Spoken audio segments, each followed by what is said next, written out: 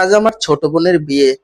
সে কারণে আমাকে লুকিয়ে রাখা হয়েছে দরজা জানালাবিহীন এক অন্ধকার ঘরে।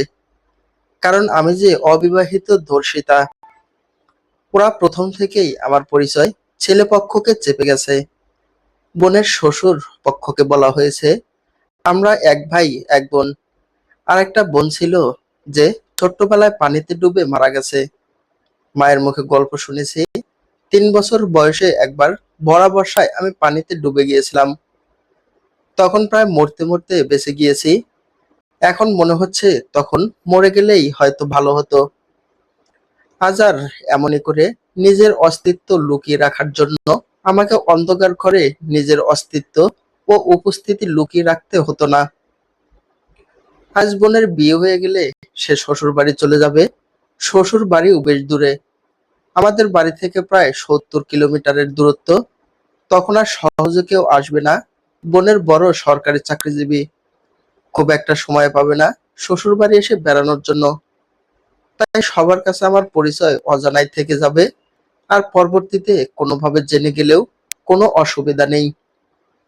সে কারণে বড় ভাইয়া ইচ্ছা করেই বোনের বিয়ের জন্য দূরের পরিবার এনেছে। অবশ্য এক্ষেত্রে ভাইয়াকে দোষারোপ করা যাবে না।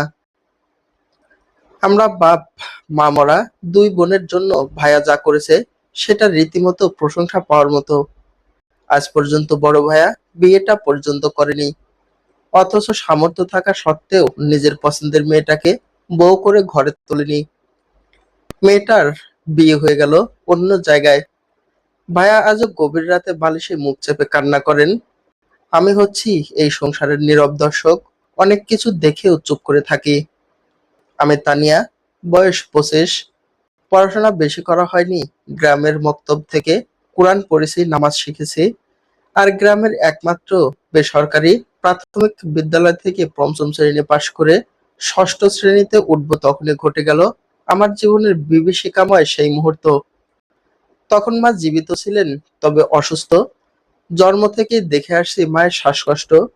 ঠান্ডা পানি ধরতে পারে না, ঘরের কাজ খুব একটা করতে পারে না। বয়স অল্প হলেও আমাকে গৃহস্থলীর অনেক কাজেই মাকে সাহায্য করতে হতো। ছোট বোনকে দেখতে হতো। ভাইয়াও তখন ছোট, মাত্র দশম শ্রেণীতে পড়ছে। মা অসুস্থ থাকায় সে সময় আমাদের লেখাপড়ার বেশ ব্যাঘাত ঘটে। তখন বাবা বাধ্য হয়ে আমাদের জন্য একজন গৃহ শিক্ষক রাখেন। বয়স্ক বিপত্নিক মানুষ, বাড়িঘর নেই, পৃথিবীতে ভদ্রলোকের আপন বলতে কেউ নেই। বাড়িঘর কোথায় ছিল সেটাও কাউকে জানায়নি। একদিন বাবার সাথে পথে পরিচয় হয়েছিল। নির্ভেজাল একা মানুষ, তাই বাবার সঙ্গে করে নিয়ে এসেছেন আমাদের বাড়িতে। বাবা নিজেও এতিম, তাই এতিমদের প্রতি তার কোথাও যেন একটা টান, মায়া। আমরা চাচা বলে সম্বোধন করতাম। তিনি থাকতেন বাহির ঘরে। তার কাজ হচ্ছে আমাদের 3 ভাই বোনকে পড়াশোনা করানো। মায়া ভীষণ ফাঁকিবাজ ছিল, পড়তে চাইতো না। বোন তখন অনেক ছোট, তারও খুব একটা পড়ার দরকার হতো না। শিক্ষক মূলত আমাকেই পড়াতেন।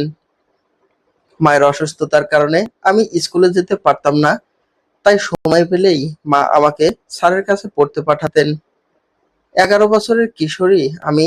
সাবালিকা হওয়ার সাথে সাথে শরীর ও মনের মধ্যেও এক বিশাল পুলকিত অনুভূতি কাজ করত।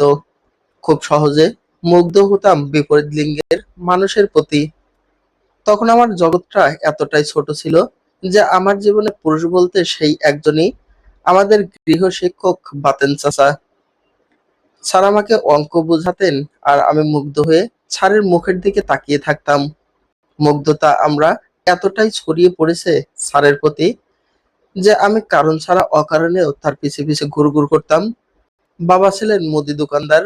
শহরের এক বিশাল ভবনের সিঁড়ির নিচে ছোট্ট একটা দোকান ছিল আমাদের, যেখানে তিনি চাল ডাল বিক্রি করতেন। বাবার আয় ছিল খুব সামান্য। সেই সামান্য আয়ের টাকাও মায়ের চিকিৎসার পিছনে ব্যয় হয়ে যেত। সংসারে ছিল নিত্য অভাব। নিজেদেরই চলতো না ঠিক মতো, সেখানে গৃহ শিক্ষক। আমি রোজ নিয়ম করে নিজের খাবারের অংশ ছাড়ের জন্য নিয়ে যেতাম। এটা ছিল শিক্ষকের প্রতি আমার দায়িত্ব, কর্তব্য, শ্রদ্ধাবোধ আর ভালোবাসা। অথচ হঠাৎ করেই আমার প্রতি স্যারের দৃষ্টিভঙ্গি বদলে গেল। তিনি অকারণে গায়ে হাত রাখতেন, অসময়ে ডেকে নিয়ে পাশে বসিয়ে রাখতেন। আমার অস্বস্তি হতে লাগলো। আমার মুগ্ধতা বিরক্তিতে রূপ নিতে শুরু করলো। আমি আর আগের মতো স্যারের কাছে যাইতে চেতাম না। মাই জোর করে আমাকে পাঠাতেন। মা ভেবেছেন আমি হয়তো ভাইয়ের মতো ফাঁকিবাজি করছি পড়াশোনা নিয়ে। যেভাবেই হোক আমাকে মেট্রিকটা পাশ করতে হবে। অথচ আমি স্যারের কাছে পড়তে বসলে আমার ভয় করতো। এতদিন যে বিষয়টায় আমি মুগ্ধ হতাম, এখন সে বিষয়টায় অস্বস্তি হচ্ছিল। একটা অঙ্ক তিনি বারবার বোঝাতেন, বোঝাতে বোঝাতে কাছে আসতেন। একসময় গা ঘেঁষে বসে পিঠে বুকে হাত রাখতেন। আমি ভয়ে কুঁকড়ে যেতাম, কিন্তু প্রতিবাদ করার সাহস পেতাম না। আসলে প্রতিবাদ করতে হবে সেটাই বুঝতাম না। মাকেও কখনো বলতে পারিনি, যদি ভাবেন এসব আমার না পড়ার বাহানা।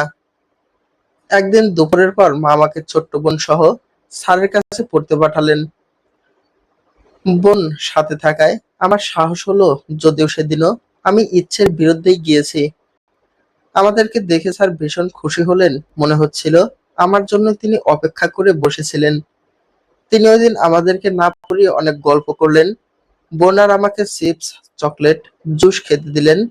মজার খাবার পেয়ে বোন হাতে করে তার খাবার নিয়ে বন্ধুদের সাথে খাওয়ার জন্য ছুটে বেরিয়ে গেল। স্যার আমাকে নিজের হাতে বসে সব খাওয়ালেন। জুস খাওয়ার পর আমার কেমন যেন ত্রন্দার মতো হলো। এরপর আর কিছু মনে নেই। রাত 12টার পর বাবা এসে আমাকে উদ্ধার করলেন স্যারের রুম থেকে। রক্তাক্ত অবস্থায় আমি পড়েছিলাম অজ্ঞান হয়ে। পুরো রুম ফাঁকা, স্যার নেই। আমাকে ভেতরে রেখে বাইরে তিনি তালাবদ্ধ করে দিলেন। স্যার আমাকে মেয়ের মতো স্নেহ করে আমার সাথেই জীবনের সবচেয়ে নোংরা, অপ্রীতিকর ঘটনা ঘটিয়ে পালিয়ে গেলেন। এ ঘটনা গোপন থাকলো না। এক কান দুই কান করে পুরো গ্রামে ছড়িয়ে পড়লো। শত শত মানুষ ভিড় জমালো আমাকে দেখার জন্য। মা আমার নির্মম ঘটনার জন্য নিজেকে দায়ী করতে লাগলেন। বাবা মায়ের গায়ে হাত তুললেন। গ্রামের মাতব্বর আমাদের এক ঘরে করে দিলেন। গ্রামের মাতব্বর সহ গণ্যমান্য ব্যক্তিরা বাবাকে অপমান করতে লাগলেন। হয় স্যারকে খুঁজে বের করে আমার আমাদের বিয়ের ব্যবস্থা করতে হবে, না হয় আমাদের গ্রাম ছেড়ে চলে যেতে হবে। নাম ঠিকানাবিহীন অপরিচিত লোককে বাবা কোথায় খুঁজবেন? তবুও অনেক চেষ্টা করেছেন খুঁজে বের করার, কিন্তু তিনি ব্যর্থ হয়েছেন। বাবার দোকানের ব্যবসাটাও বন্ধ হয়ে গেল। অপমান সহ্য করতে না পেরে বাবা আত্মহত্যা করলেন। একটা মানুষ এলো না বাবাকে দাফন করতে। বাধ্য হয়ে একদিন মা আমাদেরকে নিয়ে রাতের অন্ধকারে বাড়ি থেকে পালিয়ে গেলেন। শুরু হলো আমাদের জীবন যুদ্ধ। আমাদের পড়াশোনা বন্ধ হয়ে গেল। জীবনে এত এত ঝড় বয়ে গেল, অথচ একটা লোকও আমাকে কিছু বলেনি। ভাইয়াও না, মাও না। আমি মরতে চাইছিলাম কয়েকবার, কিন্তু ভাইয়া দেয়নি, বাঁচিয়ে রেখেছে আমাকে অস্তিত্বহীন ঝড়ো অপদার্থের মতো করে। কখনো কাউকে আমার পরিচয় দেয়নি, কখনো আমার বিয়ে নিয়ে ভাবেনি, কখনো আমার সাথে কথা পর্যন্ত বলেনি। মায়ের মৃত্যুর পর আমি আরো একা হয়ে গেলাম। শুধু বোন আমার পাশে ছিল, সব সময় সান্ত্বনা দিত। আমার জীবনেও ভালো কিছু হবে, সৃষ্টিকর্তা নিশ্চয়ই আমাকে ঠকাবেন না। আমি সচরাচর বাড়ি থেকে বের হই না। আমার কাজ হচ্ছে রান্নাঘরে আর নিজের ঘরে। কেউ আসলে আমি সামনে যাই না। অনেকে আমার কথা জানেও না। এসব নিয়ে আমার চিন্তা নেই।